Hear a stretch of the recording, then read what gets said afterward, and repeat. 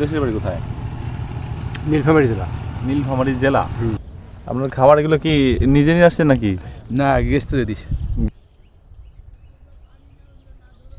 আজ ঘুম থেকে উঠে দেখি অনেক কুয়াশা, তাই তো একটু বেরিয়ে পড়লাম দেখতে যে কুয়াশার সকালটা আসলে কেমন হয়।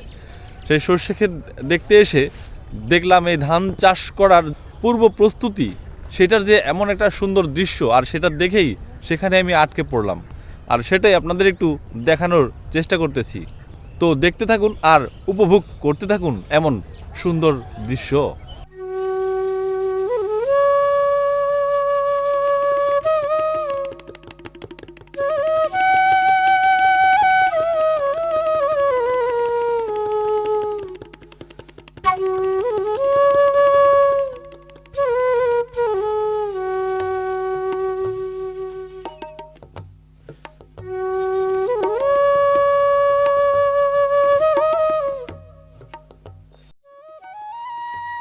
আপনার খাবার এগুলো কি নিজে নিয়ে আসছেন নাকি?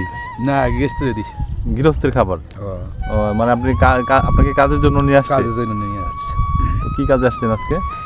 ওই আলি ভাঙার জন্য, আর খেলাটা সমান করার জন্য। এই হাজিরা কত আপনার? 500। 500 টাকা। মানে আপনাকে খাবার দিবে কয় বেলা? 2 বেলা। 2 বেলা, সকালে আর দুপুরে? সকালে আর দুপুরে। সকালে আর দুপুরে। আপনার দেশের বাড়ি কোথায়? নীলফামারী। নীলফামারী। আপনি কি এই কৃষিকাজই করেন নাকি অন্য অন্য কাজও করেন? কৃষিকাজে করি। শুধু কৃষিকাজই করেন? কৃষিকাজে করি, পাইলিংয়ের কাজ করি, পাইলিংয়ের কাজ, সাইডে কাজ করি। আচ্ছা আচ্ছা, যখন যেটা পান আর কি। যখন যেটা পাই। তো এখানে আপনি থাকেন কোথায়? থাকার কোনো জায়গা আছে? শরীরবাগে বাসায়। বাসা ভাড়া নিছেন? ভাড়া নিছি। ও আচ্ছা, ঠিক আছে, ভালো থাকবেন। হ্যাঁ, ঠিক আছে।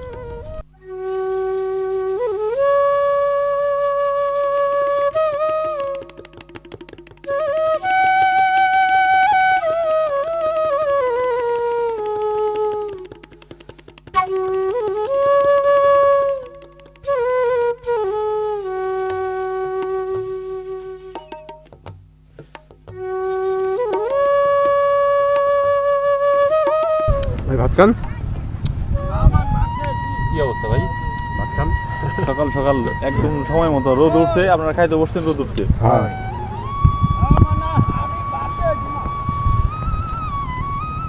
আপনারা কি কাজে আছেন আজকে? রোয়া লাগা। রোয়া লাগাইবেন মানে হালি বুনবেন নাকি? হ্যাঁ, হালি বুনবেন। তো আপনাদের কয় বেলা খাবার দেওয়া হবে? 2 বেলা। 2 বেলা। আপনাদের দেশের বাড়ি কোথায়? নীলফামারী জেলা। নীলফামারী জেলা। আচ্ছা, এখানে উঠছেন কোথায় আপনারা? আমরা শরীরবাগে থাকি। শরীফবাগে না? শরীরবাগে বাজারে প্রত্যেকদিন উঠি, বাজার থেকে বেচা কিনা। সবাই থাকেন?